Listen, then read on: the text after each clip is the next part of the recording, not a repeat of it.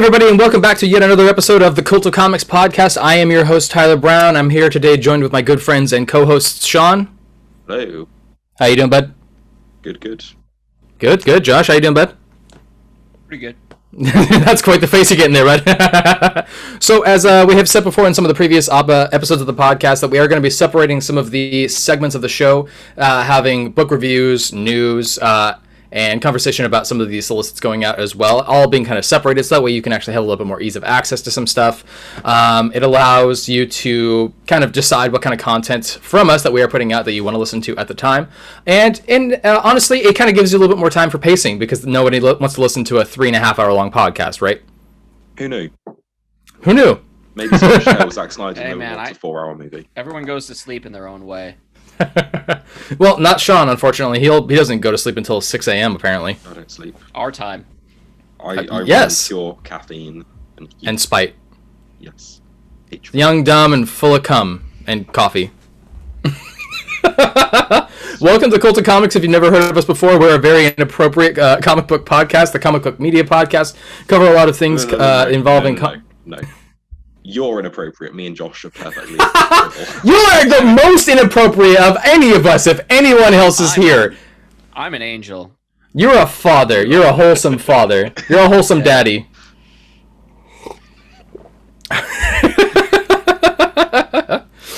So in this episode, we're going to be going over this last week's issues that we have read. I am a pathetic simp. I have not read a whole lot of the books this week. Most of the stuff that I have read is going to be the stuff we are going to be talking about this episode, but I am going to be honest with you guys. I am going to be listening to you guys talk about some of this stuff more than anything else. The top things that I read this week, just as a heads up, has been the Green Lantern stuff, obviously, the Rorschach stuff, and the Justice League book.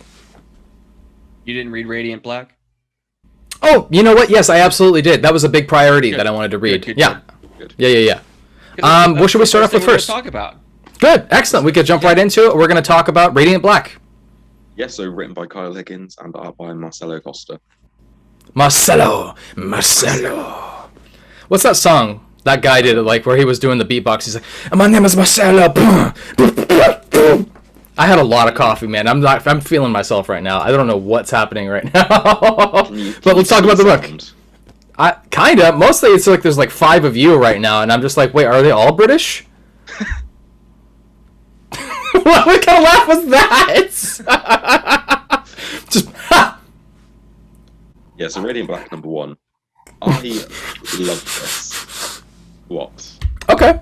What? Okay. What are you laughing at? Don't laugh. No, it's just that you just like completely ignored me. That's the thing. I just thought it was really funny. I actually really appreciate it. I think it's funny. No, I thought it was a good book. No. Mute this guy. No, this is a good book. Yeah, it's a pretty good start. Not like 100%, but yeah, it's pretty good. Well, so there's been a lot of conversation on the show about some criticisms that we've had about Brian Michael Bendis' writing style, especially from you, Sean. And I think that some of the criticisms that people have had about Bendis' writing style is, while he does have a unique writing style when it comes to how these characters are speaking and interacting with each other, sometimes it doesn't necessarily fit. And that's a bit of a issue, because some of these characters really do have a very unique voice. I didn't feel that with this book. This book did a really good job of expressing these characters' tones and their pauses, their stops, their thinking sounds. Every character had their own little unique choices. Absolutely. I was really not expecting it to open as heavy as it was. This kind of felt like some of the 90s stories that I'm pretty familiar with, like Star Kid. You know, where the spacesuit comes down and then the kid jumps inside. This feels like a very familiar tone, and I can see why the comparison of Power Rangers kind of comes into play, especially with the ending. Invincible as well, heavily. Yeah. Yeah, I would agree with that. I would say that because it's it's an independent book. It's a creator-owned book. Yeah. That is trying to figure out whose artwork this kind of reminded me of, and I was thinking maybe Ryan Ottley. Yeah, I thought the artwork's pretty similar to his. Yeah, well, I could see that. Not very similar, but I did get a vibe from it. No, I agree with you. Yeah, no, the structure, the hair, I mean, there was a lot of character design that actually did remind me a lot of his stuff on Invincible, especially early on. Yeah. Absolutely, I would agree with that. He's got the similar faces. Yeah. He draws quite sort of sharp faces, I think. Yeah. Mm-hmm. Sharp and still kind of blocky. Yeah. Should we go over the basis of the plot? Blocky. No. Take it up. Yeah. Sure. So the idea of the book really is this young man whose the character's name is... Help me out here. This is the problem with creator-owned books, is I never learn the characters' names until like 6 or 10 issues in. Nate. I am that way in. His name is 8 or 8 issues in for you. Nate. Right on. So Nate is a struggling author who is, and the very opening sequence, you understand that he is $38,000 in debt. He is absolutely fucked. He is an Uber driver. He's trying to make it in the writing industry, which I think when a writer writes a writer, sometimes that really works. Sometimes it's a little cheeky. Yes, it's a very much a Stephen King throwback. Yeah, I was gonna say Stephen King. It's a very much, in some ways, it's really good because a writer writing about a writer. I hate saying that sentence. A writer writing about a writer actually does make sense to some degree because that writer is going to understand how that character is going to feel when they're struggling. So he's come back to live with his parents for a little bit. He's struggling to make ends meet. He can't take out a loan to save his life, and his shitty asshole friend is not making life any easier. Yeah. Well, his asshole friend is still... I wouldn't say he's an asshole. He's just being a douchebag friend, which is what all friends are. Not every friend. I think that he is trying really hard to alleviate relieve the stress on Nate's mind right now. But even when there is the interaction with the police, I mean, it's very clear that he is a douchebag there. He is a confrontational individual, and I think that actually is leading up to like that. No, not at all. He's a very I think this is foreshadowing. I think that this is going to lead up to a best frenemy scenario. Yeah, I hope. Oh god, I don't remember the character's name. It's been 2 years since I read Invincible. What was his friend's name in Invincible? Oh, that was so early on. The one with a long name that you discovered later on was gay. Yes. It was a long name that he refused to let anyone else call him. I can't remember for the life of me. Yeah. I'm just trying to have a look for a character list. Go for it. Anyway. There's a lot of details in here that I like. Tell me about that. Stuff off, like the inside cover, kind of get some Hickman vibes out of this. Like it's almost like a program or something is running.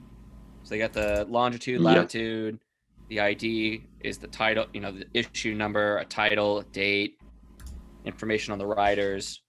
And then we do a little intro, and then we got the, big splash page. Sorry, it's backwards. It says the title of it again, but it's like a program. And we get a little bit more of that for like the next issue. Mm-hmm. I like a lot of there's a lot of little details going on around here. They're at the bar, and there's Savage Dragon cartoon playing in the background, which I thought was hilarious.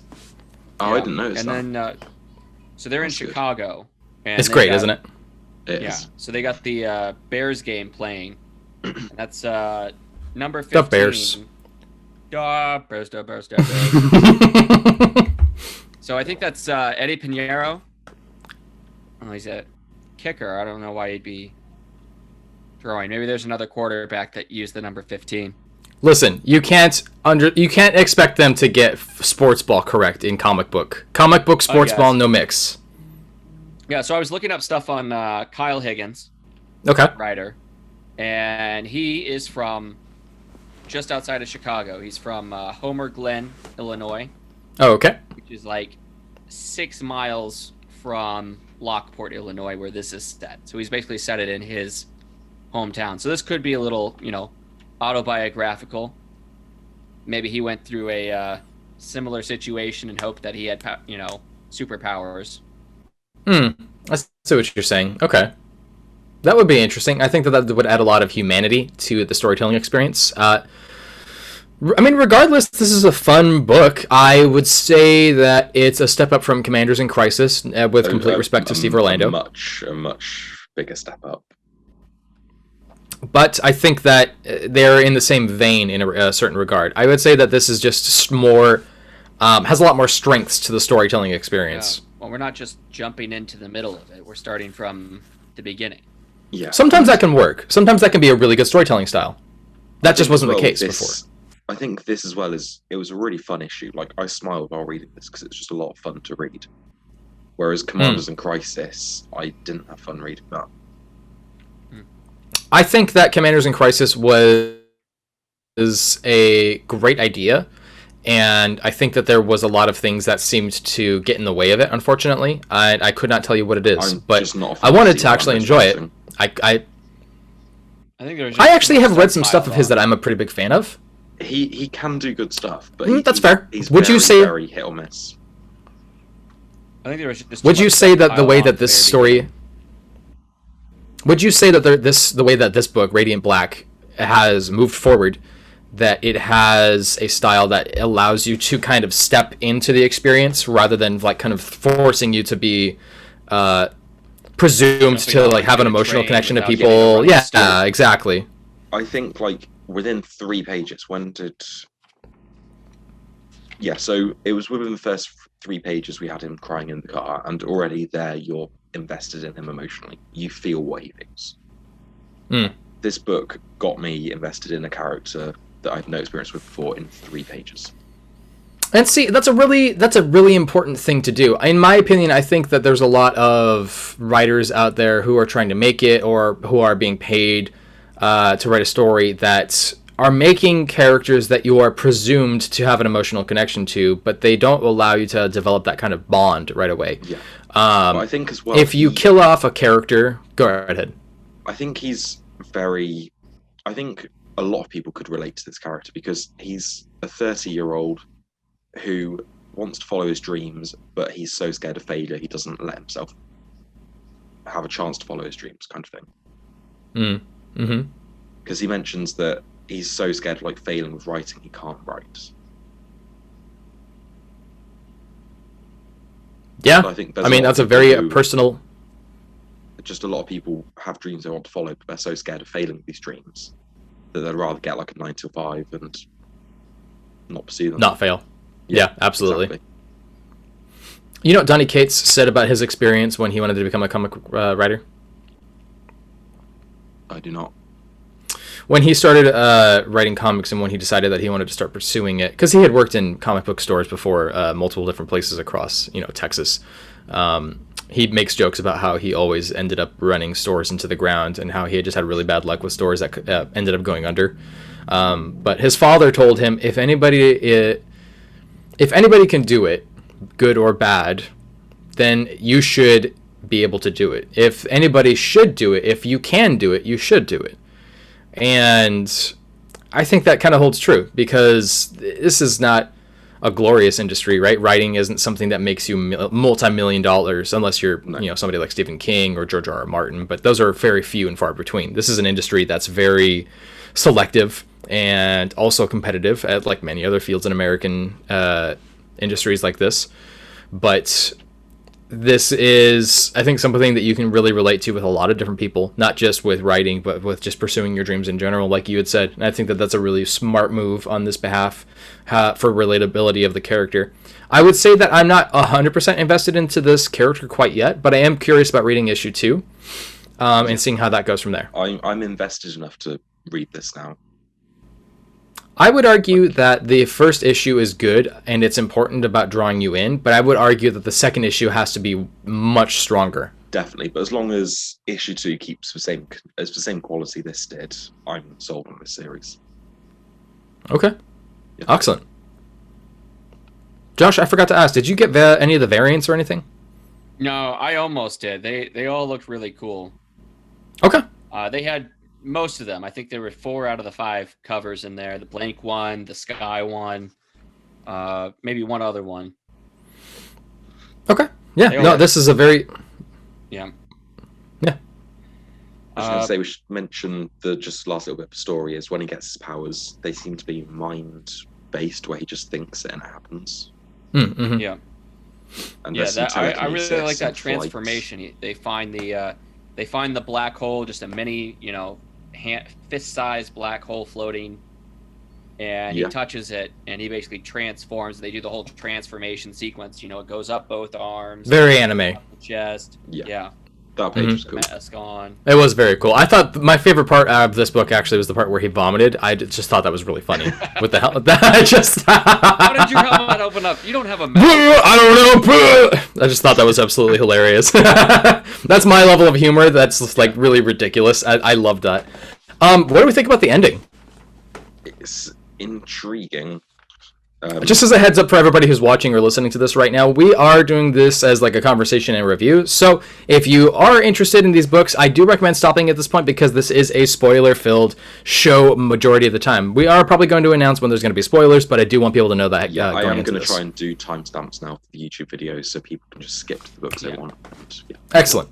So Nathan is in Lockport, Illinois, which is just southwest of Chicago. And then we jump to Chicago.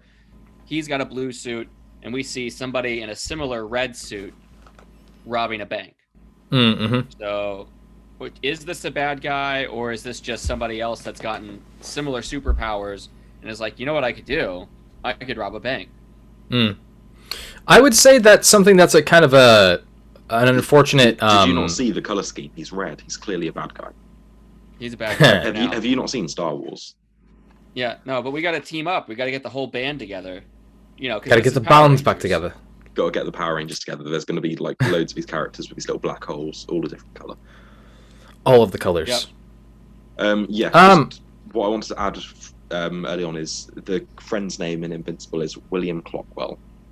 And because they keep wanting to call him Will, and he's like, nope, I'm William. One of my main complaints of Invincible is that they just sort of abandoned his character and forgot about him. He went on to college. Oh, he came to college with him, didn't he?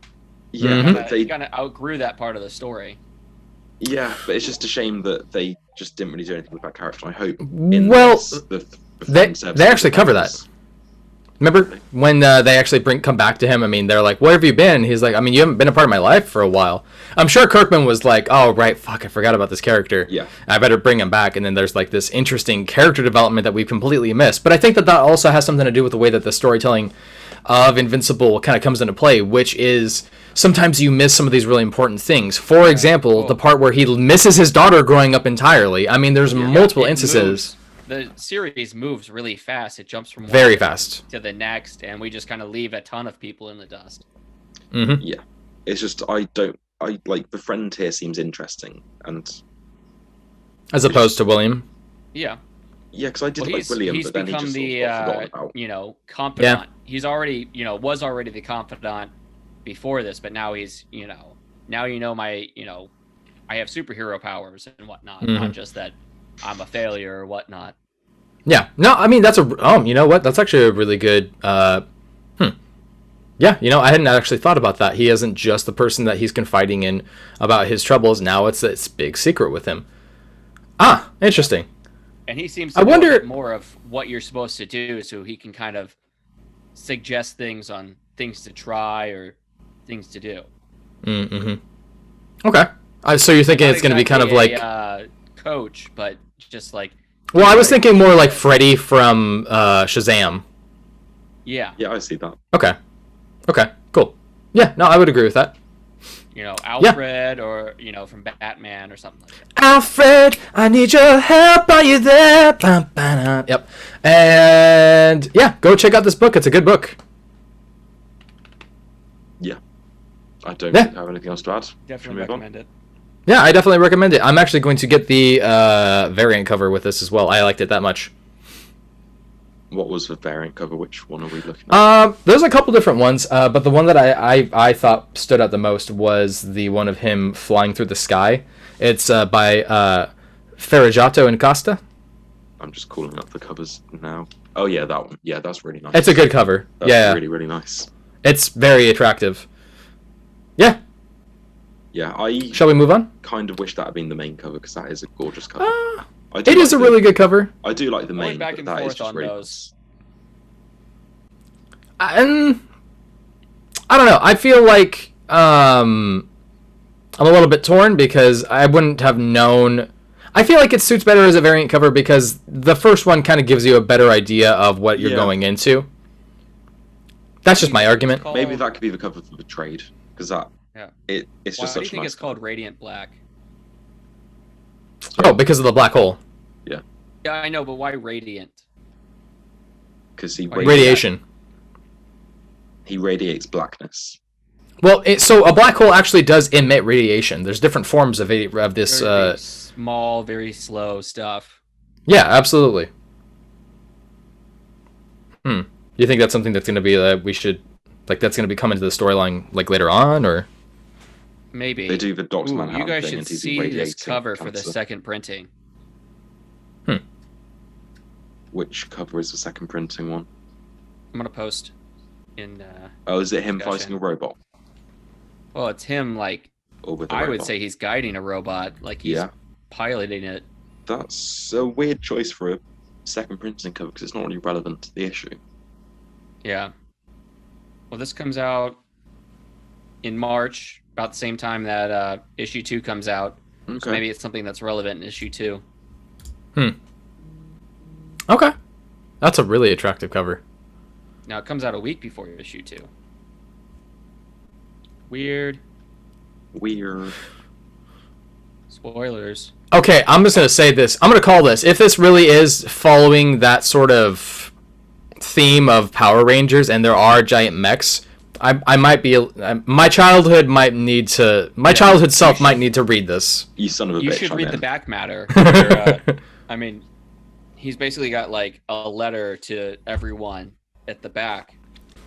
Basically, like, after, working on Power Rangers, I wanted to do my own thing. So that started when he says, Radiant Black started when I was on Power Rangers. Not directly, mind you, but certainly in spirit. I mean, it is in a lot of ways in that same vein. Not necessarily directly a ripoff, but it definitely is ridiculously drawn from it. Yeah. It's ridiculously drawn by it. I think I'm going to go check out his Cowl series because I've heard good things about that on Reddit the last couple of days. Yeah, I actually don't know anything about Cowl, so... I'll call up the description. Hmm. So, Cowl stands for the Chicago Organized Workers League, the world's first superhero labor union. Huh. So, interesting concept there. Yeah, it is. Huh. Okay. Well, And it's I'll facing check, its I'll check fists it out. though a disillusioned public who are losing faith in the union. So very meta storytelling. Right. Yeah. No ma, yeah. Okay. Okay, well that takes us on to Origins number 3, number 4 even, Take it away. by Clay Mcleod Chapman and Jakub Rebelka. I have not read this, so please go ahead. Yeah, so this we issue take deals... Sorry, go ahead. No, you. Yeah, You guys are always so- talking over each other, I swear. It's because there's delay because I'm in the UK, so... Delay that's why- in the That's why I UK. always talk over people. Mm. Yes, this has the sort of sentient AI thing attacks the village of robots where we have David and his friend, whose name I've forgotten, where they are hiding out and recovering. Lola, maybe? That does sound familiar, quite possible. But yeah, so that entire village of robots is destroyed and they have to move. They have to leave and go on the run again across country as they are trying to find David's former life's lab, aren't they? Yeah. Yeah, so they're back on their journey trying to get to the lab, and all the robots have sort of joined seeds in. of life. Mm. Yeah. They lose his Back to second the lab guardian, again. Cliff, and as soon as he goes down, he's basically just wrapped up in vines. Yeah. His guardian, whatever her name is, Lola, I think. Lola. Yeah, let's just go Lola for now. Yeah. Hello, So her face Lola. gets damaged, so you can see that she is a robot underneath. Even though we kind of know that, but now you can see that. Yeah. That doesn't heal. That happens with some things. You know, if you're a Terminator, you have actual skin on you. True. Yeah, all the robots join David, and they go traveling, searching for the vault. You can see that it's been a long time because, you know, his beard has grown, his hair has grown. He looks like Jesus now. Kinda, yeah. Which is that He's got a staff. symbolic? Because he's kind of like the savior of humanity. Yeah. And then there's a second battle versus some woolly mammoths and some rhinocs. Yeah. Ancient long extinct I didn't even notice creatures. the woolly mammoth. That's kind of weird. Yeah. Yeah, So they're just like long extinct beings have been brought back. Yeah.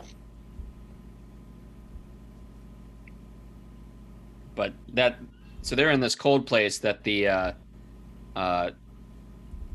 plant nanobot combination can't really travel to as a plant.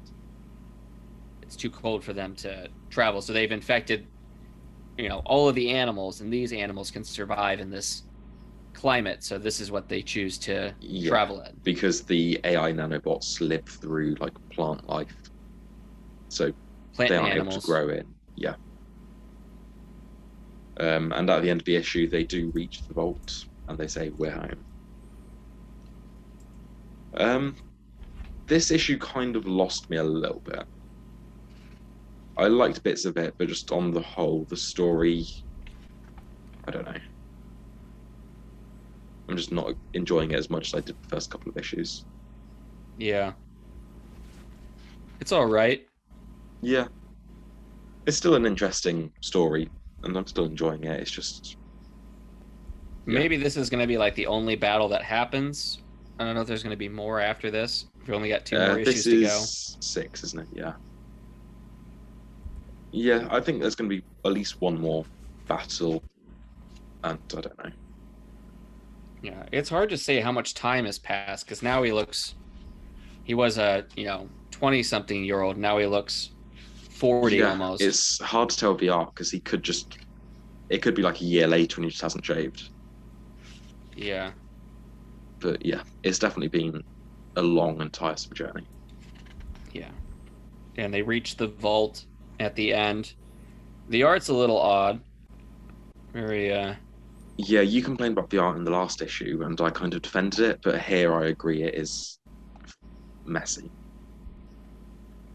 in places. Yeah, this one panel on the second to last page where he says, "I've dreamt of this place, I remember it." That is hard to discern what's going on. Like, his face just looks like he's an ogre or something. I see that, yeah. I mean, everything else is fine. Yeah. But that panel is just a little odd. Yeah, I agree. It kind of reminds me of the first issue of Department of Truth, where they travel to the edge of the world. I definitely see that. I see, yeah. The art is very reminiscent, and with the snow as well. Yeah, all of the kind of, I don't know if it's the Aurora Borealis or just, sort of aura and watercolors.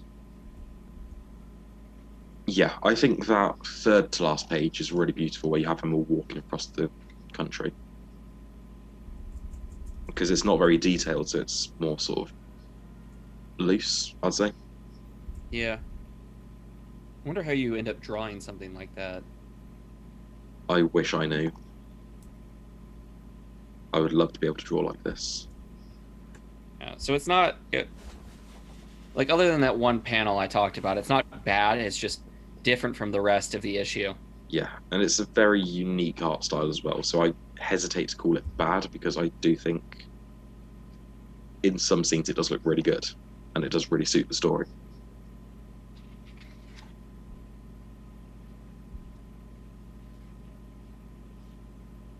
That's all I have to say about it. Yeah, okay. So let's move on then to Wolverine, Black, White and Blood, number 3. Yes. Yes. Yes. Yeah. Who has written these stories? So the first one is... Let me call up the issue.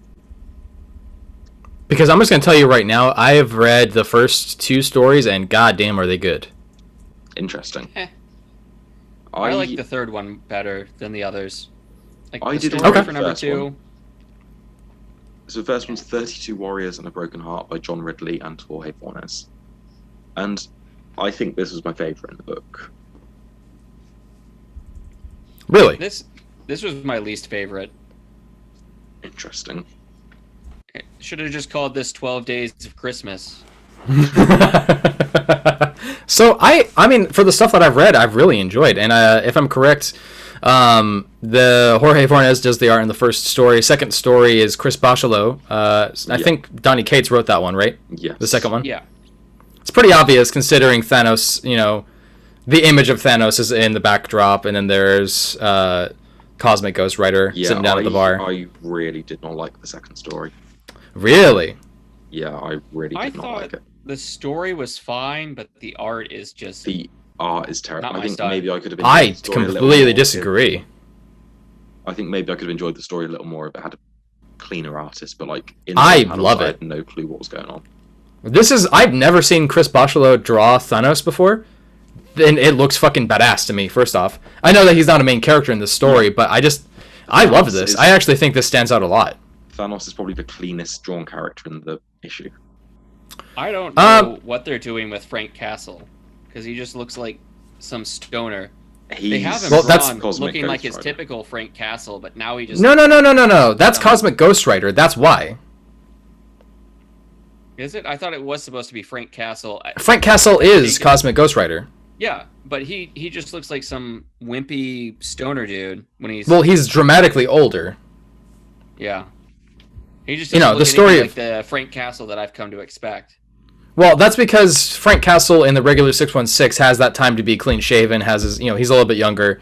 Cosmic Ghost Rider in that universe has, taken on the Ghost Rider powers and just foregone basic care of his body pretty much entirely. And years down the road, he gets confronted by Galactus, gets the power Cosmic, then has those 2 powers combined, and then he becomes Captain Planet.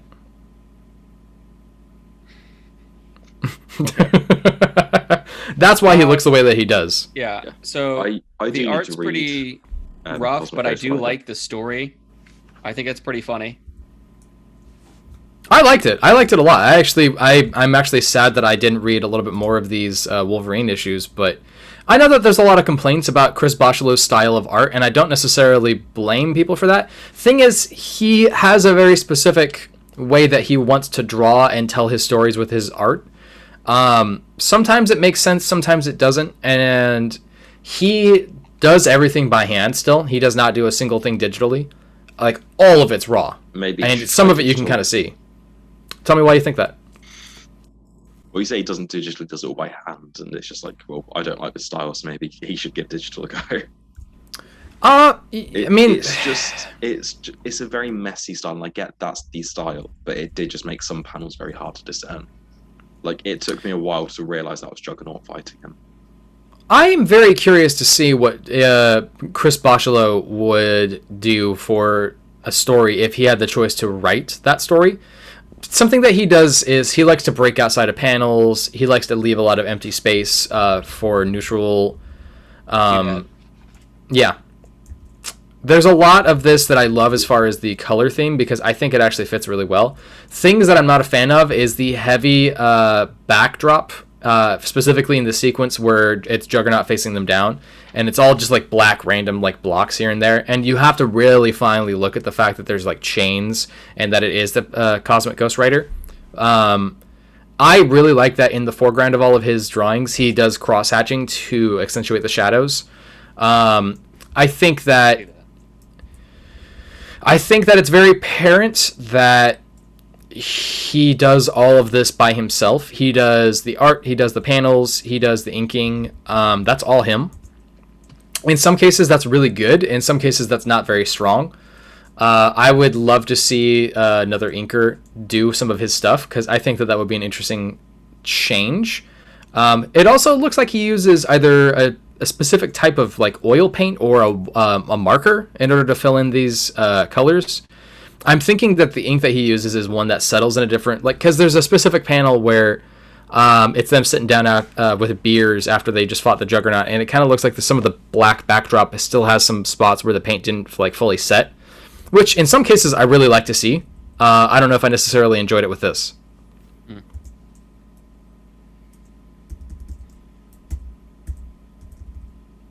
So, I mean, this is just what the first one was Wolverine in Japan.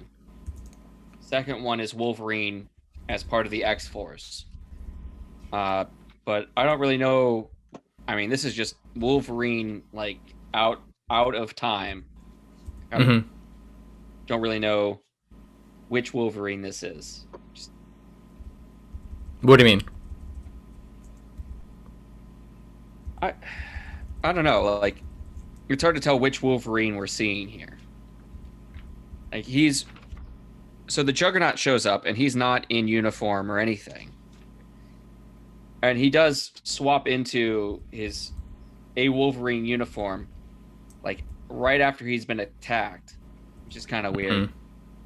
But I don't know. It's hard to say which Wolverine this is. That's all. Yeah, I did find that weird. Like, was he just wearing this sat at the bar? He just has the mask off and behind his head or something. Because in the earlier pages, he's wearing like a t-shirt with a shirt over it. And then suddenly he's just in his Wolverine costume, pulling the mask up. Yeah, that was a little strange. I feel like they were trying to imply that like he like changed or something, or that he had it on underneath his clothes, but it doesn't necessarily seem like. Juggy, wait a second. And he's not changing. He's got all these. He's got this rebarb just stuck into him. He's not stepping away for a minute. Oh, I see it now. It's top right after Juggernaut has attacked, where he's pulling the mask on. Yeah, but it's still kind of odd. Yeah, I mean it is.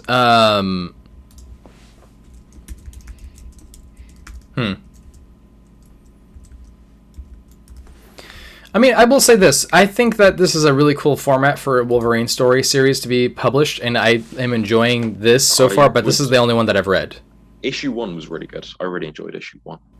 I didn't read issue 2 because there weren't really any creators on it that excited me. Yeah, issue 2 was also kind of but yeah. But I like the story in this. Bacalo, really like I'm not used to, so. Yeah. Sorry? I was saying, I like the story here, but I'm not used to Bacalo's art. Yeah, neither am I. What else has he done? Because the name sounds familiar. Oh, he's been on so much stuff. He's done Spider-Man. He did the Doctor Strange series with Jason Aaron. He's done the recent Kelly Thompson series with Deadpool. He's been around for years. Yeah, and you know what? He's done Wolverine and the X-Men with Jason Aaron as well. Oh, okay. Yeah, the last story I felt was just sort of a little generic. Like Wolverine shows up, fights the bad guys, and goes home. Although there were some cool moments. Seeing, Wolverine kick ass and just tear people apart. He's got to strategize. He's got to actually think. So it's showing that Wolverine's a bit smarter than just an animal. Yeah, his eyes get melted out, and his stealth suit stops him from being able to smell. Yeah. The robot is basically covered in some sort of silencing material tech. He's fighting a robot, so it's not really going to have a smell or anything. Maybe metal, but they just say, we didn't do that." Yeah, and he basically. I loved that the villains are called MAIM, and they're offshoot of the AIM. Martian AIM. Yeah. And then he made. Well, that kind of fits into what's going on with the X-Men stuff going on right now, right? I mean, there's a lot of world traveling with the gates and stuff, so I think that kind of fit. I also really like Jesus Say's doing the art on this. I thought that it was really strong.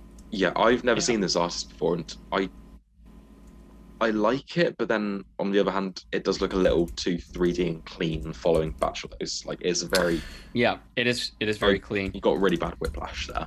I understand that. I can sympathize with that. I think that he's one of those artists that if you're not really accustomed to it, it's something that would be a little challenging to kind of drop into. I'm just looking at I've seen his stuff with the last page where the panel where you see Ileana putting on the helmet and it does like a close up of his face.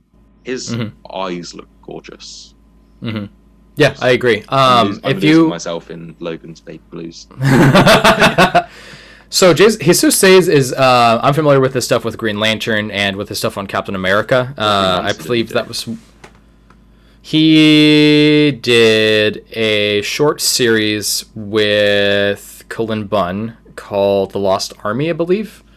Okay, this was when they went to a different dimension and they didn't really explain what happened. It lasted only 6 issues and then they dropped it entirely, let Tom Taylor take over a 6 issues follow-up. Yeah, and then they never really explained what happened. Then they just sort of came back in an issue of main continuity. Well, they had a whole thing that they wanted to do with it, but then the publishing house, because you know how it is. It's not even just that. It's that they were cutting shit left and right. It was Dan Didio. It was him going like, "Look, we're gonna cut this. This isn't selling the way we want it to. We're gonna go jump this guy up." I mean, that's just what it was. If they could have just explained what it was in Hal and Pals, even if they just said, "Oh yeah, Manhattan did it." Hal and Pals wasn't around before, until. But they come back a year to or two later. They return to the universe at the end of issue 1, end of issue 2. In Hal and Pals? Yeah. You see, like, I don't remember that portal thing open and they tear through. I'll see if I can. Oh, yeah. You know what? Yeah, send it anyways. But I know what you're talking about. Okay, yeah, okay, that makes sense. Maybe I need to go back and read Hal and Pals. You really? I think the artist did a good job, kind of demonstrating what Wolverine was doing. Because his whole strategy was to have the robot that has the silencing material step in between him and the MAME members that are just monologuing. Mm-hmm. And it shows the robot moving in front of the dialogue boxes. Yeah, that was really cool. Yeah, I like that.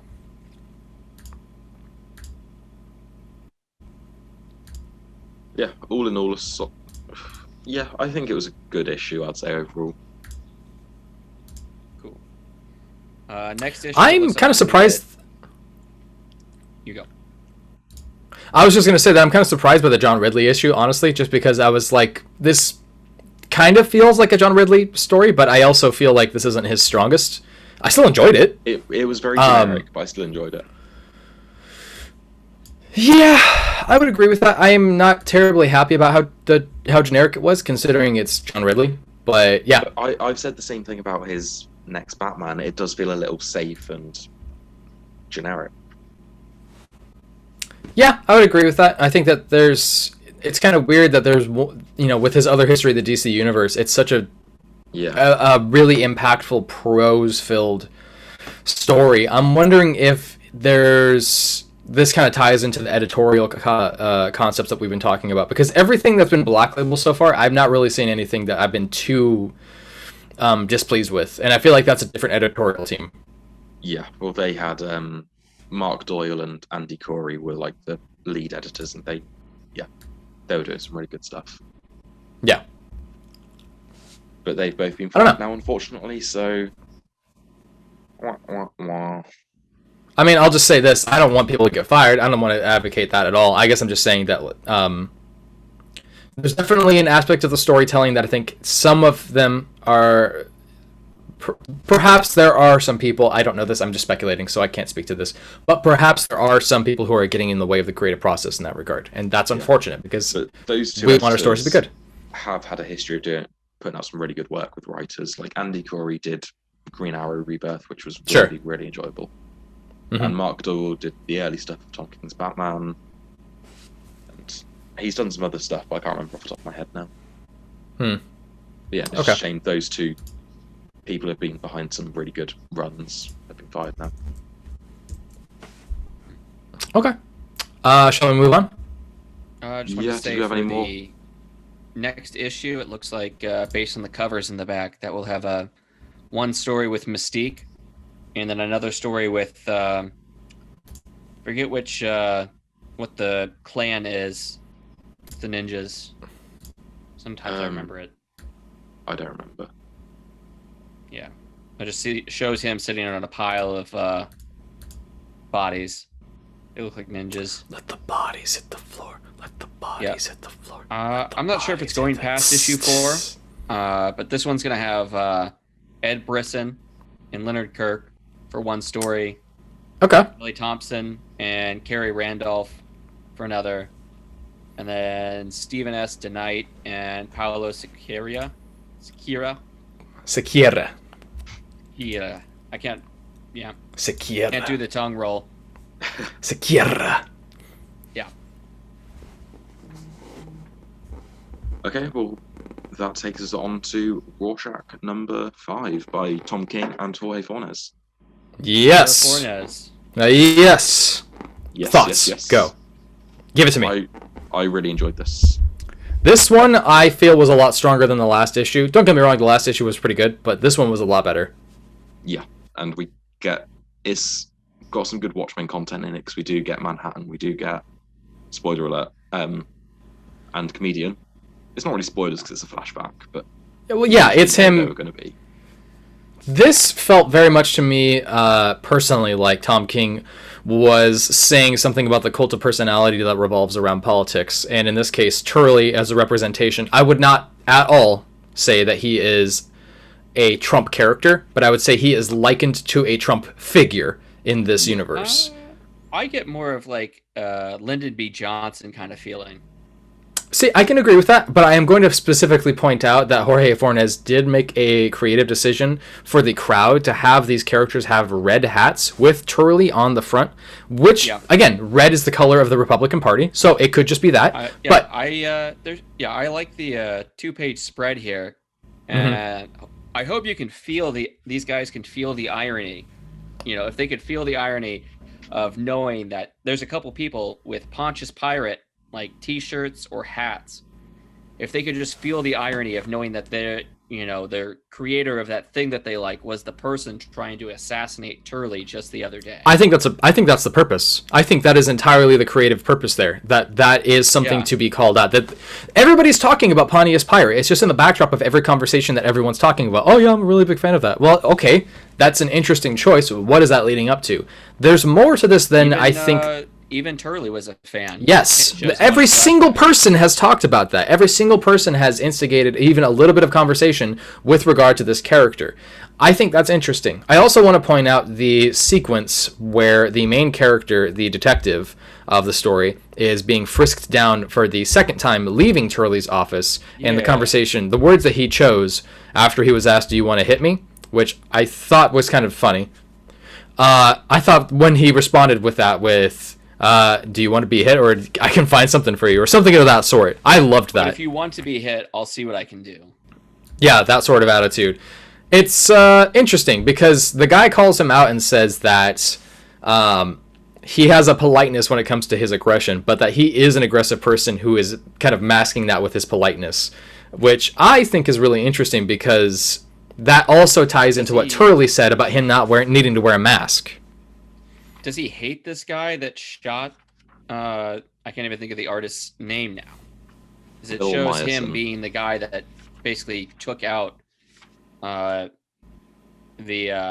assassins.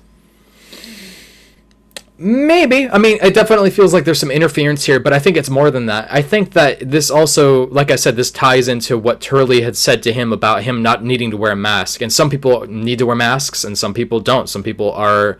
This man doesn't need to wear a mask because he's already hiding himself. Yeah, we've theorized about where this series is going to go, and you just saying about him saying whether you need to wear a mask or not. Similar to the last issue where we had a panel where it focused on the detective space and had a little speech bubble from the other character saying like, "Oh, Rorschach's waiting for you" or something. And then this Can I point issue, something we got out? another one. We got a close up where we had the little caption. It's like some people need masks, some don't. I want to point this out as well. I only just kind of recently realized this, and this is a reach, but hear me out. Look at what the detective was wearing. A trench coat. The trench coat, suit, black tie. I mean, outside of his... He's Constantine. Outside of... Yeah, I mean, it's. I think it's a reach, but I think that that's a choice creatively to make him wear a very cliche kind of outfit. Now, obviously, Rorschach wears a more specific It is a very PI outfit, though. Absolutely, and the comparison He between the changes two his is they're outfit completely in the second different. Conversation. Yeah. Yes. At the very end of the episode, he's changed. Yep. I don't know why that is, but I just think that's interesting. Maybe there's something else being said here about his choices of appearance. I mean, there is some tension about when he's sitting down with a glass of whiskey talking to the guy about going to meet Turley. This issue did give us some answers about who this character is. We know who's hired him now. We know a bit more about where he's coming from. Because this is the slow burn that I want. What did we not know? We knew he was a private detective, but we didn't really know who hired him, like what his stake in the case was. I thought he was hired by Turley. Maybe I just made that assumption. In the first issue, there was a conversation between him and the other dude. The same one from the end with the moustache. Yes.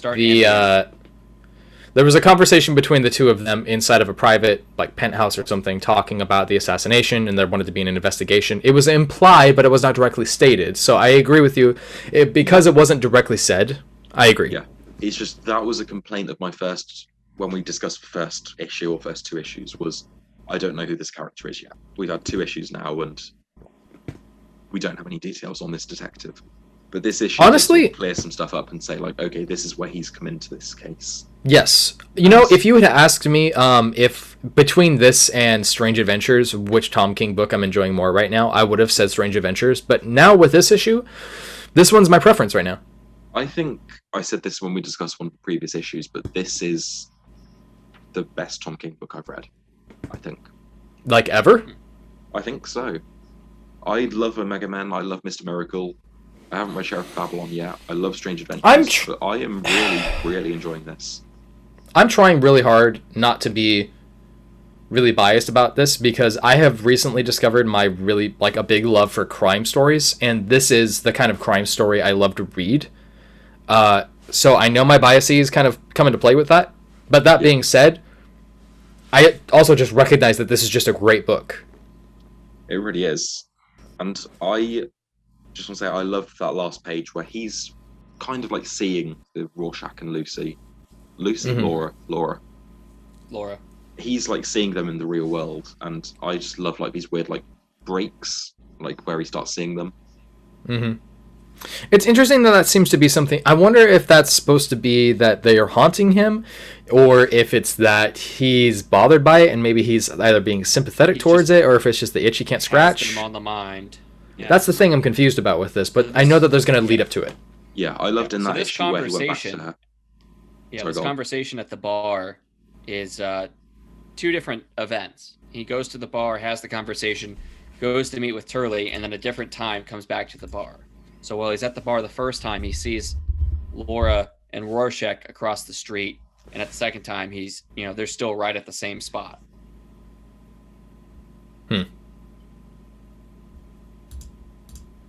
I really liked I think it was issue 3 when he went to Laura's hometown, and he was sat in the diner, and they were sat at another table just talking to him.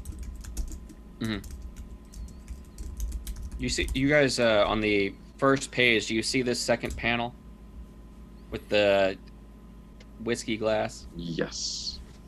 That looks like a all the water coming off of that looks like a Rorschach pattern. It does, yeah. Anytime we see the coaster, the glass with the water, look like different Rorschach patterns. I'm kind of surprised this book didn't do the obvious thing and have mirrored pages. The same sort of panel layout and the same sort of colour scheme. With the original Watchmen, is the colour scheme in the panels mirrored the one on the opposite page. Yeah, that takes a lot of work to get that symmetry. It does, but when it's a Rorschach book, I just kind of expected it. That's not really a complaint, because, yeah. It's just something I would have liked to see. And can I just mention how gorgeous that cover is? Oh, God, yeah, of course. The reference to the pin with the blood smear on it. I mean, it's not just that. It's that the face is showing up in this. So I feel I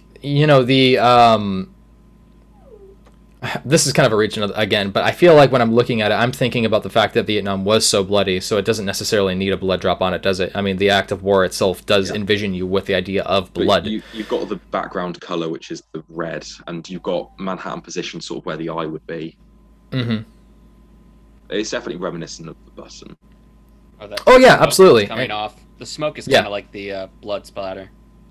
And then there's also the fact that there's the giant smiley face that appears in the book itself in Turley's office. So, yeah, absolutely. I want to get that, like, a massive version just above my bed. No, you do not. Because between that and the fact that I've seen you in your Joker makeup, that's just a bad idea, man. Everyone's going to be like, oh god, oh god, oh god. You know, it's the only way that Sean can smile. It's the only way he can get off. Yeah. Can't wait when I bring a girl back to my house. She knows she's going to be murdered. There's no beating around the bush. She knows she's dead. Hey, don't go beating around the bush, son. There's a beating around the bush joke there that I'm going to leave alone for right now. Well done. Yeah. All right. People are asking a lot of questions that seem to go unanswered in this issue. What do you mean? Like Turley asks him, you know, when you look at me, what do you see? And instead of answering it, you know, he asked Turley his own question of, you know, when was the second time you saw the comedian? Mm-hmm. He's like, oh, I don't think you want me to say anything to you, Turley. Why don't we change the subject? Yeah. But that, again, kind of ties into that bit about him not necessarily needing a mask.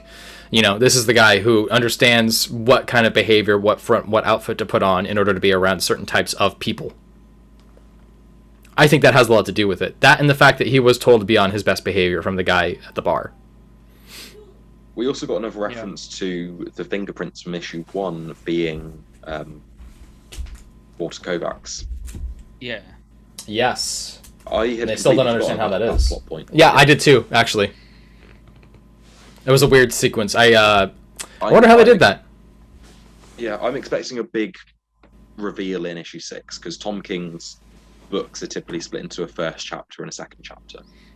Yeah, they can be. I would agree with that. 6 to 7 is when you get the big cliffhanger reveal, like, oh, this story is now going in Some sort of a completely different turn. direction than you thought. Mm-hmm. Like with Strange Adventures, I think me and you both had like an idea of where the story was going to go, and then we had that plot twist of like, oh, this character is actually. Yeah. I'm not getting into spoilers because we're not discussing that book. Yeah. The story did go in a very different direction to what I was expecting, at least. Yeah. No, I would agree with that. And I think that Tom King, this is when Tom King is at his strongest. You know, he's not doing 100 issues of Batman. Issue mini. Yeah. Yes. Yeah. Why do you think our guy withheld that Turley brought up Redford? I think that he did it to appease the guy at the bar. I think that the stress of the other guy. I think that for one thing, it's information he can hold to himself. It's not necessarily important to give immediate, like right away. It has a certain power to it because it alleviates the stress of the guy. And if that's something that he needs to bring up later, he can. It's not necessarily weaponized, but it is something that he can utilize in the future. I think that he is working through things, and he's suspicious of everybody right now. I just realised who Turley reminds me of, the character model. Have you guys seen Archer? Yes. Yeah. You know Mallory's new husband, who's like a car salesman or something? Well, that's later in the show, isn't it? Yeah, I haven't watched those. I think it's like season 4, maybe. Season 4? Yeah. Okay. He's like a Chevy salesman or something. Oh, yeah, I know what you're talking about. Yep, you're right. Okay. Yeah, the character, like, even when I look at the young version, like, he is identical to that character, and I think he might have been the visual. I think anyway.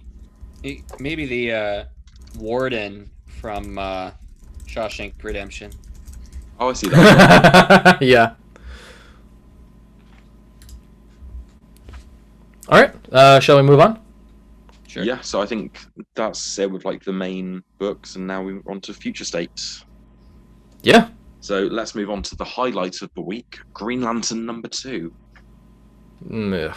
And we're I getting don't- into the Last Lantern story, written by Geoffrey Thorne and art by Tom Rainey. Take it away, Ty. I mean, I'm not really sure what to say here. It's a book filled with mediocre storytelling, and it's nothing that makes me want to sit here and praise and fall in love with what's. I'm not excited about this Geoffrey Thorne series whatsoever. Yeah, That really breaks my heart. I found this first story unreadable. It is virtually unreadable. I could not got care less about the law. Page 1 and 2 read like Inspector Spacetime fan fiction from Community. And that's not even a joke. This is the problem that I really have, is there's so much about this that is just like big action sequence, do the fight thing, and then do the fight or flee, and then there's a time, and then axe, and then he run, he take axe, he throw in the head, he take axe, he run, he say no, and then lady in ship run, and she go, you don't do the thing, and then he's like, you do the thing. Okay. Breathe. It's gonna be okay. You still got your Jeff Johns run, you can go back and reread. It's okay. He can't hurt that. It's not exciting to me in the slightest, and I have decided to do 2 Green Lantern books this week. Look, if you want to read a good Green Lantern story, go read Far Sector. That's what I suggest, honestly, at this point. I mean, the Teen Lantern story, at least, was readable, and I have problems with it, but it was readable, yeah, compared to the Geoffrey Thorne issue. I have problems with it as well, but I don't mind it. Yeah, just with Geoffrey Thorne, I want to mention he did a King in Black Panther this week that got really good reviews. So he Which is weird. Can write, just he can't write a good Green Lantern story as of yet. Who knows why? I'm still going to pick up issue 1. Yeah, I'm going to give it a go, because Future State's a weird one. At this point, I'm so upset about this, I actually kind of want to drop all my Future State stuff. There's 2 weeks left. I don't know if I care. Dark Detective, next Batman. You know you're still enjoying some of that. Look, I mean, there's a million different ways to tell a story, to do the stuff. Like I said, I'm still going to give him a chance, obviously, for that issue 1. There's been a lot of really strong Jon Stewart stories, and so far this is not one of them. Definitely not. You could look back on his Green Lantern Corps run. You can look back on his stuff with Mosaic. You could look back on his first appearance runs. With Geoffrey Thorne bigging the story up so much on social media and in interviews, the story would probably always have been a disappointment, but it's not even just a disappointment, it is outright bad. Yes it is, unfortunately. We have no and I don't context of his characters for their situation. We don't know who his bad guys are. It's literally just Jon Stewart running around fighting random faceless bad guys. Yep. I'm honestly, this is the thing I'm also really confused about with this last story as well with Robert Venditti. I mean, it's Hal Jordan. Teen Lantern story quickly. I know Go you for it. briefly mentioned it. This story, who was it written by? Josie Campbell and art by Andy Tom. The writing reminds me of Bendis. The dialogue, I don't mind that. The weird way the Guardians are like making these weird, like, not jokes, but it's like, are you talking about Kilowog? Like, I don't know. It just seemed a little quippier than. It's like you tried to pry my gauntlet off while I slept, and then they're like, yeah, that went well. I thought it would work. It's just this weird banter that I don't want from omnipotent Guardians of the Universe. Like, they should not be making like these funny little jokes. I think it's interesting that they chose to continue working with the Grant Morrison structure of the the Guardians. Sorry. Yeah. I'm interesting. I still haven't reached that part of the story yet, but each of the Grant Morrison issues does have a title. I know one of them is like New Guardians or something. I mean, of the stories in this, I would actually say that this Dead Space story by Josie Campbell is the one that I liked the most out of all 3 of these. I enjoyed the Robert Venditti one. It was very simple, but there's there wasn't really anything to dislike in it. It's Hal Jordan searching the universe for his missing partners. And that's kind of the problem that I have with it, though, is that it is so bland. It is so simple. Yeah, and then what happens? He crash lands. That's very low standard for me, unfortunately. But I think the best Future State Green Lantern stories we had were in the first issue with the Jessica Cruz and Guy Gardner one. Okay, yeah, that's fine. The Guy Gardner one was a lot of fun, and the Jessica Cruz one I did enjoy. Yeah, I would agree. This feels to me like what they're doing is a lot of that same... I really don't want DC to keep falling back on this 90s mentality where things need to be dark and edgy, or that timeline to quote Community. Yeah, like I don't want these stories to continuously fall back on this idea that everything needs to have one gigantic big shakeup that is forced by editorial. I don't want that. What I am hoping we see is a lot of these Future State, or all these Future State books have all been the darkest timeline. And considering most of the writers are taking over the main books, I'm hoping we get to see that point in the story where we reach that converging point where the hero makes the right decision, they save the day, and we see the divide where if they had done something differently, we would have seen this Future State story take place. And I think that's going to be kind of quite cool, like seeing like where we went wrong and how they fix it in the past. Do you think it might have been better if they had just done one story inside of this comic instead of 3? It just would have been better if Geoffrey Thorne didn't write the John Stewart story. Because it just, after all like the hyping up it got on social media, it was just a huge disappointment. And it's weird to me that there are people who actually enjoyed this. I don't get it. I've seen people on Reddit praising it, and I'm like, what did you read? Like, this isn't just me being salty, because I have been salty in the past once or twice. I won't deny it. But this story was just so bland and didn't give you any context or anything, didn't give you any character development, didn't give you anything. Nope. The first issue was, oh, I'm running through his planet punching these bad guys. And then the end of issue 1 was, oh, this big bad guy showed up. And then issue 2 was, oh, I'm going to talk to this big bad guy, and yeah. He has written Mosaic and Solo before from Marvel, and I remember both of those being canceled immediately. So I don't know what they're thinking here is. I mean, sometimes great writers take over a book and it gets canceled. That happens. I don't know if that's the case here. People really hyped up the King in Black storyline, and I have not read that yet, so no, I don't know. But I'll give what I've read so far, I'm not excited. Like I said, I'm going to, but I really hope they cancel it, and I hope that they... That's not fair of me. I shouldn't say that. I hope if it's bad that they cancel it and they don't force it to go on, is what I mean. That's what I mean by that. Yeah. Because anyway. I don't want another Ron Mars scenario. Yeah. Anyway, enough negativity. Justice League Future State. First story is written by Joshua Williamson and art by Robson Broker. Still a lot of fun. Yeah, this was a lot of fun.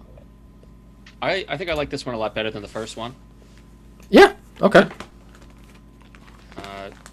The stuff on... This isn't the Phantom Zone. They said it was just a different Earth. Yeah, it's but some this like part, hell from elsewhere in the multiverse to trap the White Martians. Yeah, but this couple of pages where they're all bonding, I think is probably the best part. Yeah. Mm-hmm. We get a few little fun details about these new Justice Leaguers.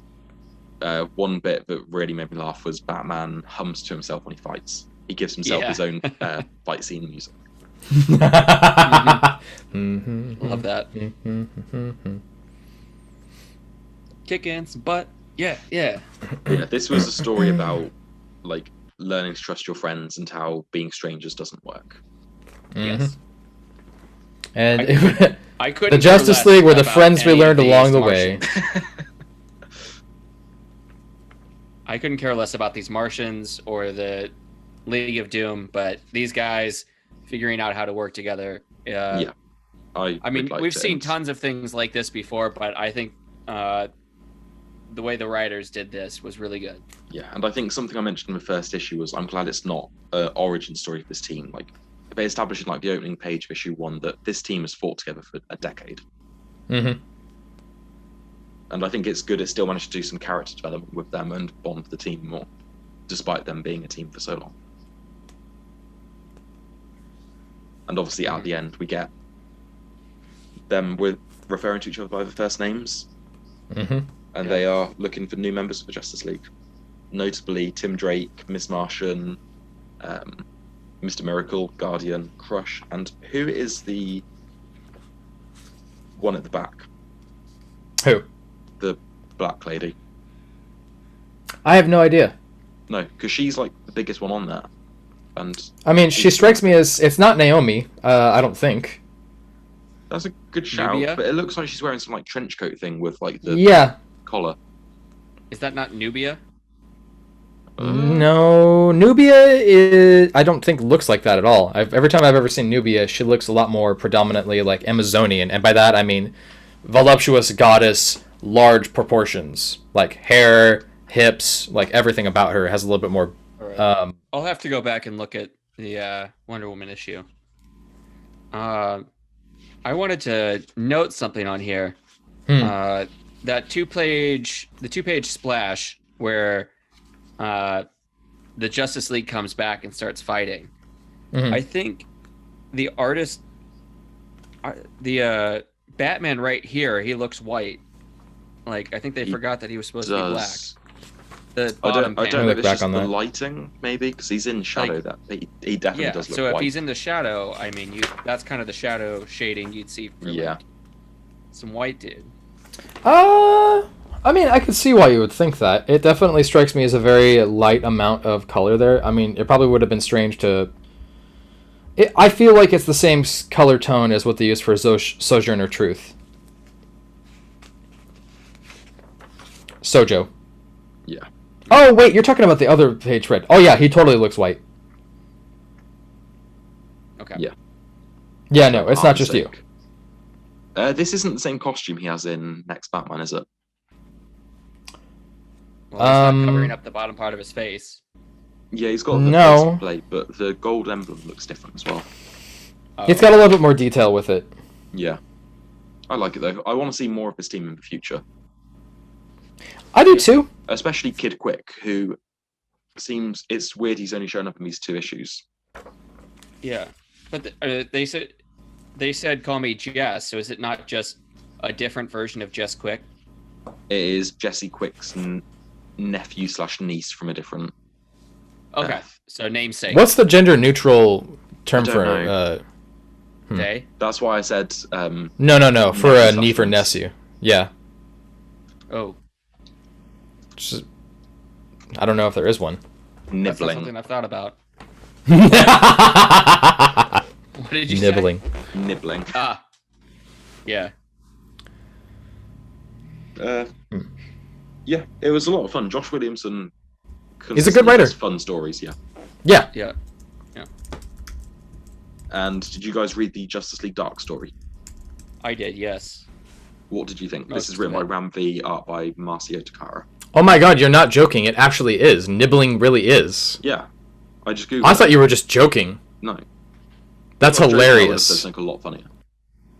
I just think that sounds funny, so that's hilarious that that's actually the name for it. Alright, well, that's cool.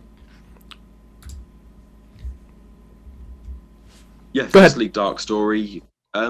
Yeah, I really enjoyed this. I didn't think this was as strong as the first one. I see what you mean, but I still thought it was a lot of fun. We have Etrigan and Detective Chimp working their differences and becoming a team. Mm-hmm. Mm-hmm. And yeah, it's just weird this issue seems to end on a cliffhanger. No, like it's going to be into something. Well, I mean, there was only supposed to be 2 issues of this Justice League stuff, right? Yeah. Yeah. Weird.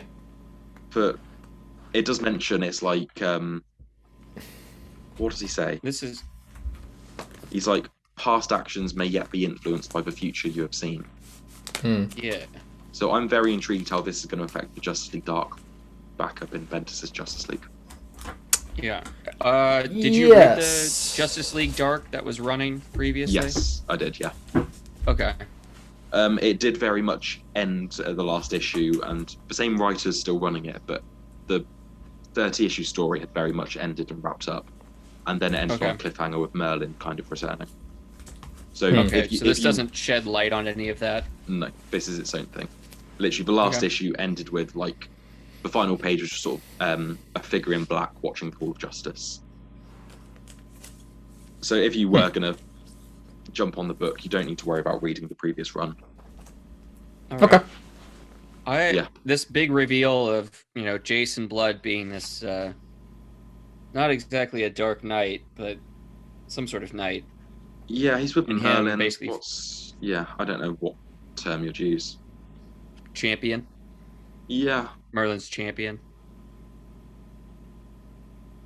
But him facing off against Etrigan, the conversation going back and forth, I really like that. Yeah.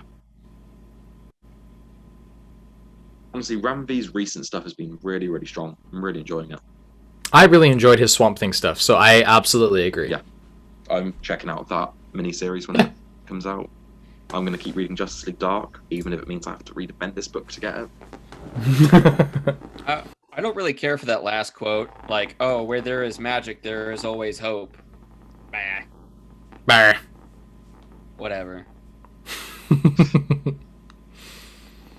All right. Okay, yeah, I really enjoyed that. And then we'll move on to the last book of the week, I believe, which is Dark Detective Future State, written by Marcio Takara. No, not Marcio Takara. Mariko Tamaki. Those names are too similar. And Dan Mora. Right, so Marcio Takara. Oh, you put Marcio Takara on both for the schedule, but it's two different people. We're not moving from.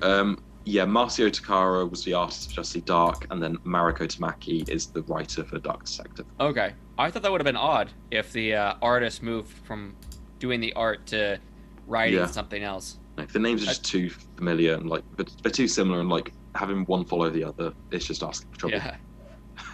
Okay. Sorry. Yeah. So yeah, Ty, what did you think of this? I kind of honestly, I don't know what it is, but I lost steam with this a lot, and I kind of just skimmed through all of it. Okay, I'm still really enjoying it. There are a few weird little choices here and there, but I still enjoyed it on the whole. Well, I mean, don't get me wrong, the Dan Mora art is still hunting down these drones, trying to get information on who they're watching. Yeah. The art is incredible as always. Of course, Dan Mora's art is still fantastic. I've got no issue. All hail Dan Mora. I've got no issue with that. I think that it's just more that I guess I'm kind of just surprised that this ended up being one of the 4-issue Future State stuffs, because there's so much going on with it. I don't know. I guess I just felt like I wanted to rush through it a little bit more than take my time. I will say this: the part that stuck out to me the most was the 2-page splash between both Batman. Yeah. And that does answer my question. It is a different Batsuit. Yeah, it does actually, because it's got a different emblem on it. I mean, that's just a character creative choice at that point, but yeah, well, I'll still say it's still 10 years in the future. So he's become more of a hero, less operating for shadows. I'm enjoying this series a lot more than Next Batman. Okay. It's doing something a lot different, because I said before, Next Batman is doing a very sort of generic story. It's telling it well, but it's very basic in what it's doing. Whereas it's doing something a bit different, it's telling a different story, and I'm really... Mariko Tamaki is doing a really good job of telling the story. I'm not going to deny that. I guess it's just, like I said, I don't know what it is, if I'm just getting burnt out from the Future State stuffs. It's possible. And that's frustrating for me, because I've actually really been enjoying the Grifter story and the Batman, detective story. I like how Bruce is portrayed in this. I like how Bruce is acting a little crazy and acting a little irresponsible, and is dealing with the repercussions. Bruce Wayne with an old crazy roommate is something I never knew I wanted to see before this. It is really funny. I'm actually really surprised that this isn't something that I have. An old crazy. Yeah, I'm honestly, because he's in hiding. He's having to live with some old maybe like 60, 65-year-old guy who's like, oh, the satellites are keeping track of us. Like he's very like tinfoil hat kind of. I mean, and Bruce. Yes. Does that kind of remind you of like the what is that, like Batman Year One training with a military trained Alfred, where they're basically just fighting through the house? Year One or Earth One? Earth One. Oh, my bad. Yes, I would agree with that. It's just Bruce is like kind of enabling him as well, which is, I find it really funny. No, it is, and especially because like. Yeah, there's one What where if the this guy's guy daughter is, shows up and the she's question? like, what the hell were you thinking letting him put that up on the roof? And Bruce is like, well, I was going to take it down. I didn't see the harm. It's a completely new dynamic for Bruce that we haven't seen before, and I love it. I want him to have a roommate more. This is a really good issue. I'm not going to deny it. Hanging out with the question.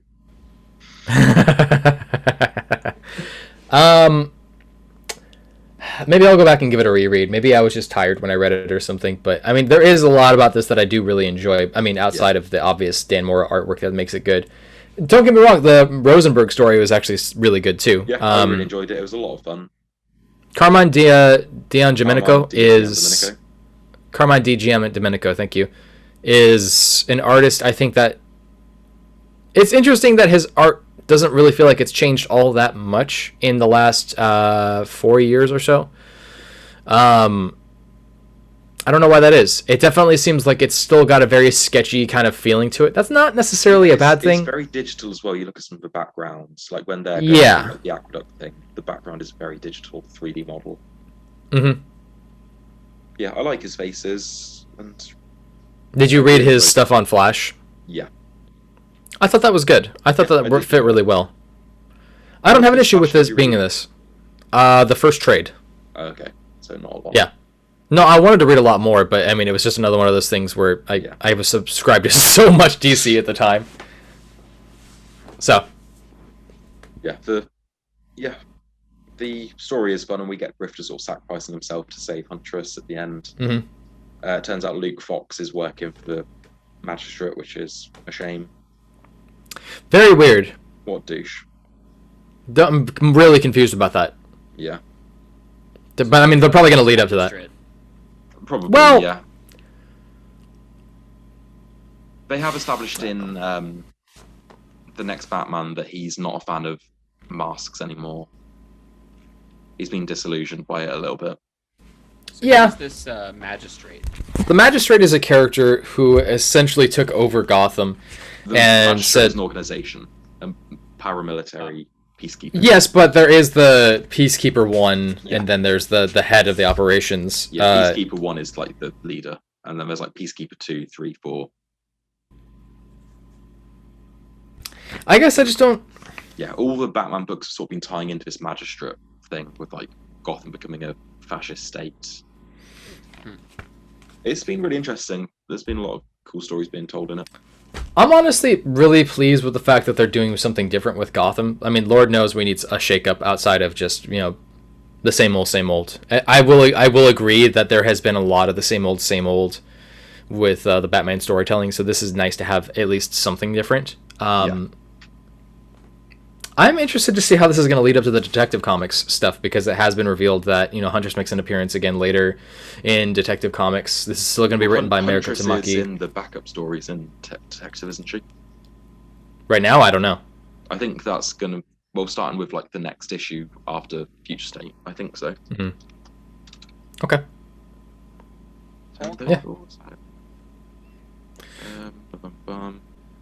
Yeah, Josh. Oh no. The backup is Robin, by Josh Williamson. That's weird because he's got an ongoing as well.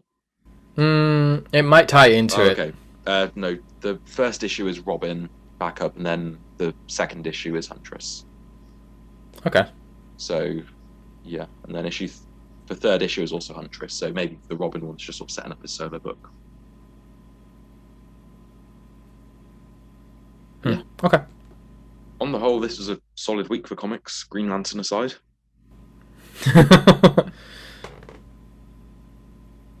Yeah. Yeah, anyone else have anything else they want to add? I mean, I would just like to say this. Josh, when you do get a chance to pop on Undiscovered Country, I'm interested to see what you think about it, because it is a very strange book, but I like it. Yeah. One of these days. One of these days, sooner than later. Tell you what, why don't you check it out on a digital reader and then check out that first issue, and if it doesn't grasp you, then no pressure. Let me see if it's on Comixology. It is definitely on Comixology. I think it's one of those that has a free first issue.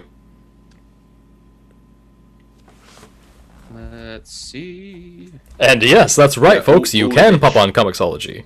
All Image books are free #1s at the minute, aren't they? On Comixology? I believe so. Or Comixology, yes. why aren't you sponsoring us? Yeah. Comixology, give us $1. Comixology, I'm using you to read stuff. Give me some money instead. I have been giving them money for the Donny Cates Thor stuff, and I'm enjoying the digital reading process with them. I got a tiny screen. I need to hook it up to a big monitor so that I can just get the pages in my face, or else I just have right I read here digital looking on my at tablet, computer. and it's like the artwork looks that doesn't really gorgeous. solve my problem. I'll just have It the pops. tablet in my face. Especially, I'm an old man. Come on. I can't believe that this has been going on since November 2019. That's weird. It doesn't feel like it's been since 2019. When did Well, lockdowns and stuff start? I guess they haven't really happening missed too many. Yeah. months. Well, there's 2 writers on the team, and then Giuseppe Camuncoli, who, it sticks to a really good schedule, I would say. It did have a gap between arcs, though. Yeah. That makes sense. I don't know if that was because of the pandemic, though. I mean, that would probably make sense, right? Yeah. Okay. So just a few things we're going to be covering next week. The book's coming out. We've got Haha #2, Stillwater #6, We Live #5, which I believe is the final issue, potentially. We're gonna find out. Yeah, because it hasn't... Nowhere says it's the no last issue, but Yeah, it could be the end of the arc if it's gonna be a continuing thing. it could take a But break I'm after this thinking issue. it's the end. I hope not, because it's been I don't really know good. how they're gonna continue it, but they can figure out some other way. Yeah. Weird. Like if the whole thing of the end of the world being a house or something, that might be Yeah, it's something. like, lol, got ya. I We don't also know. have King in Black #4, Thor #12, The Immortal Hulk Flatline. Anyone going to check that out? Yeah, I'll check it I out. might. Yeah, it's just an Immortal Hulk one-shot written and drawn by Declan Shelby. Mm-hmm. We've got Batman Catwoman #3, the next Batman #4, Superman Worlds of War #2, which we are all reading. Yep. This is Worlds the of War. Philip Energy Johnson one, yeah. And Future State Super Catwoman Daddy. #2. Yeah, Super Daddy. Super Pappy. Excellent.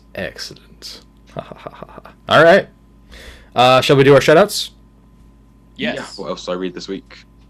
I had What did Daredevil you? 27, which was very good. Chip Zdarsky's Daredevil still continuing strong. This was a tie-in to King in Black, and it was fun.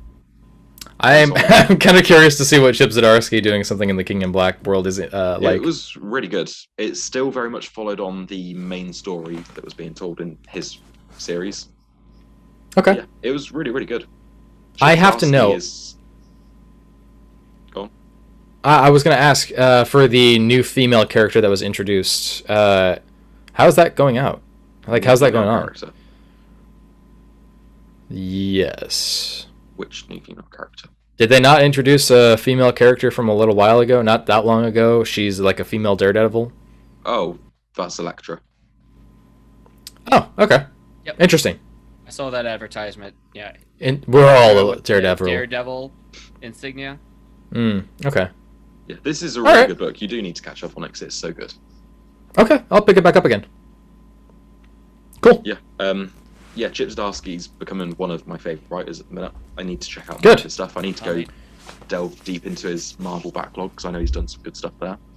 You Cool. gotta look up this. It's a 5-issue series he did with Image, like 2015, called Captara, and they basically just it's a shout out to He-Man and the Masters of the Universe. It just goes crazy Okay.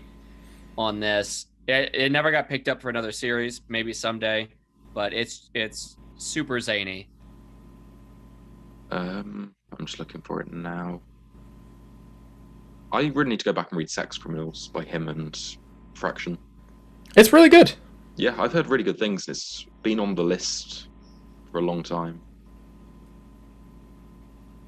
I have not finished it, so I can't speak to how it ends, but I enjoyed that first 2 trades that I read of them. I'll get to it at some point. I'm going to take this time to shout out Black Hammer Visions, written by Patton Oswalt with Dean Kotz, Jason Morty, and Nate Picos. This is weird. Black Hammer still is a very strange... I know, it's a very interesting... it's Patton Oswalt. It's not something I really expected, but, I mean, he's been a fan. He's been in the nerd community for years. My favorite thing about him was when he was invited onto Community, and they just let him start talking, like, Parks nerd stuff. Thank you. On Parks and Rec, and that's all him. That was all improv. Yes. And he's like, and that's how you introduce Star Wars to the Marvel Universe. And then it just keeps going, and it's just like, what? He was spot on with so much of it. He actually is a dedicated fan. Yeah, he's a big fan of it. Yes. Yeah. But that's what I love about it. Even like the sequel series of Star Wars was being made, he kind of nailed some of those. Are you guys familiar with Ghost World? No. Maybe.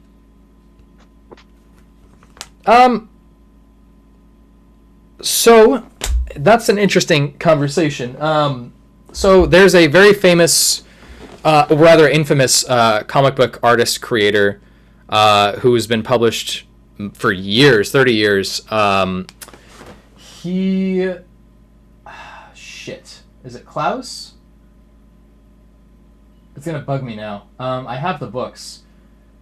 Ghost World was a book that got turned into a film, actually. It was one of the first films that she plays Black Widow. Scarlett Johansson.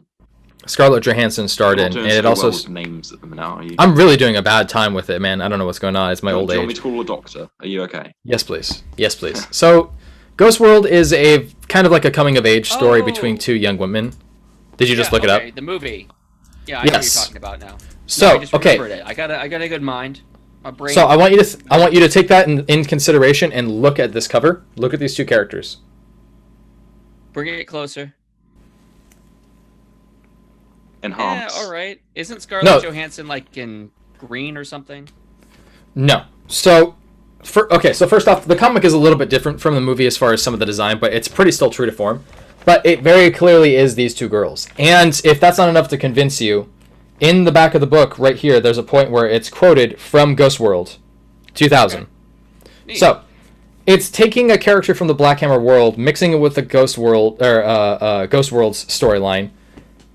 It's weird, and it's revolving around the character that's a young girl trapped in an older woman who's trapped in a young girl's body, who is a superhero. When she transforms into that superhero, she's a little girl.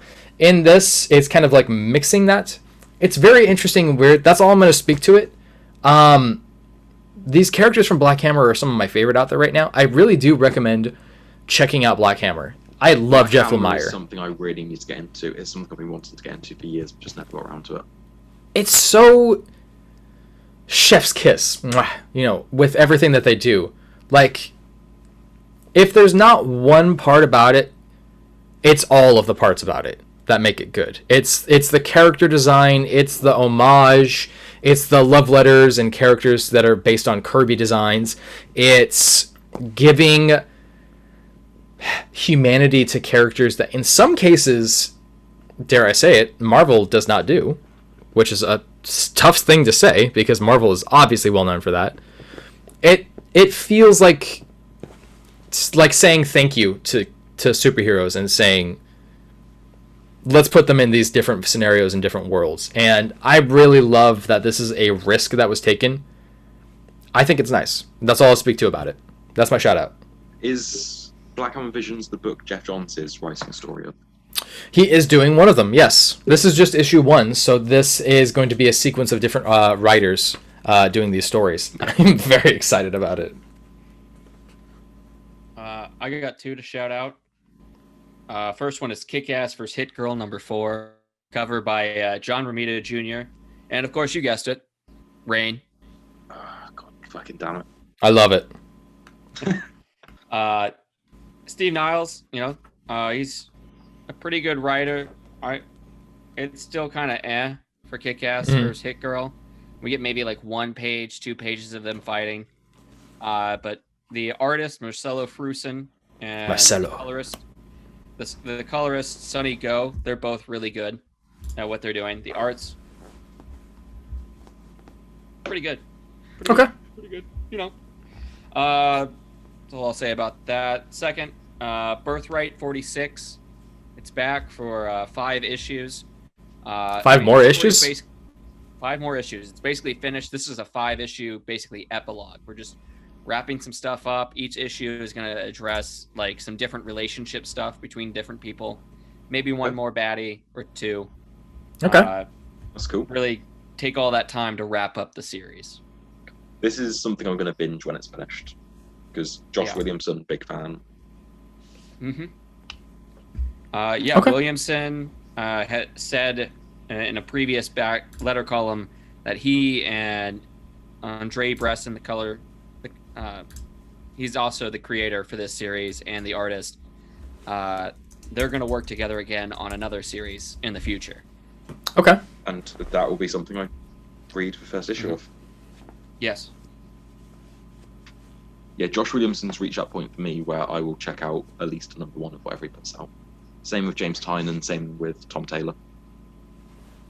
They've all reached that like upper tier where I will check out what they're reading. Cool.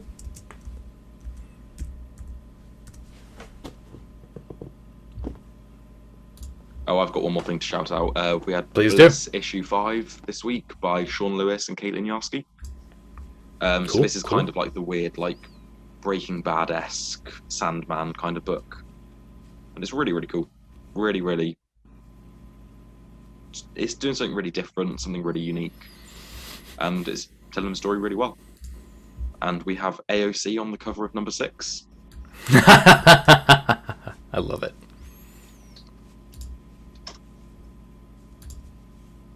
And yeah, I think that's all I've got to shout out. Cool. All right, what should we do now? Say goodbye to the books now. Out. All right, guys. Well, you know what that means. It's that time again. You know what time it is, folks. It's time for us to say fuck off. Thanks for watching The Cult of Comics. Thanks for tuning into The Cult of Comics. If you like us, give us a like, give us a follow, give us a share, but most importantly, give us $1. We are setting up a Patreon right now. I need to just get around to doing that. I'm just being lazy at this point. Just do it. I know. I'll do that right now, like literally right now. At that point, if you are finding us on Spotify, whether it's on Stitcher, Breaker, Google Podcasts, Apple Podcasts, all the podcasts, give us that share and smash that subscribe button. Fuck that like button. Do whatever you got to do on the YouTube channels. Leave a comment. Tell us that we all smell and that we don't know anything about comics. Tell us that we are monotone and have no taste for emotions, or that you need to be like John Cleese. Just give us all the criticisms you want, because you know what, at that point we get some engagement with that point, and we want it. We want the engagement.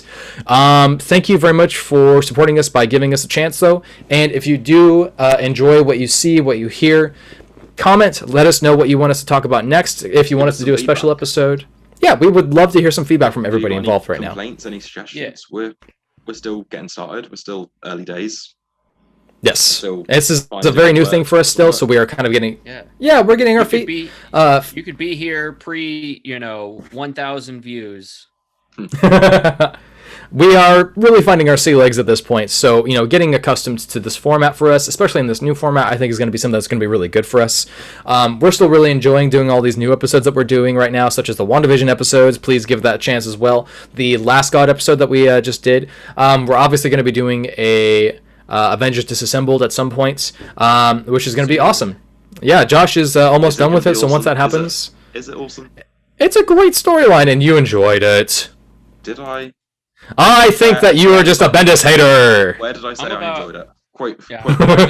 Hey, I'm on the third or fourth issue. I'm on the 4th issue. I think it's pretty good. Good. I'm glad to hear it. It took a little while to figure out what was going on, but I like it. It is something that kind of takes a little... You don't really need to know anything else about it in order to hop into the story, but you do need to read it before House of M. Okay. Yes, that's the only thing that I've suggested so far. I really enjoyed those first 20 issues that lead into House of M with Bendis' Avengers. I personally really enjoyed it. I thought it worked out really well. Avengers. You do whatever you want to do, because I think that every time I try to suggest Bendis to you, you look at me like I'm trying to fill you with sin. I read Avengers Disassembled. I read House of M. I've told you I will read cover closer to when the TV show comes out. I have read a lot of his Superman stuff. And I'm willing, like... You need to give me somebody to check out to read at this point, because I'm telling you to read a guy that you basically have said, nope, I'm not interested. And I would love to hear your hot take guy. Who do I like? You guys ever heard of Chip Zdarsky? Is he playing Moon Knight? Yeah. I'll find something controversial that I like. You go for it. Just don't let it be EVS, otherwise I'm kicking you off the show. EVS art with Warren Ellis writing. God, should we just do... Written by Scott Lobdell.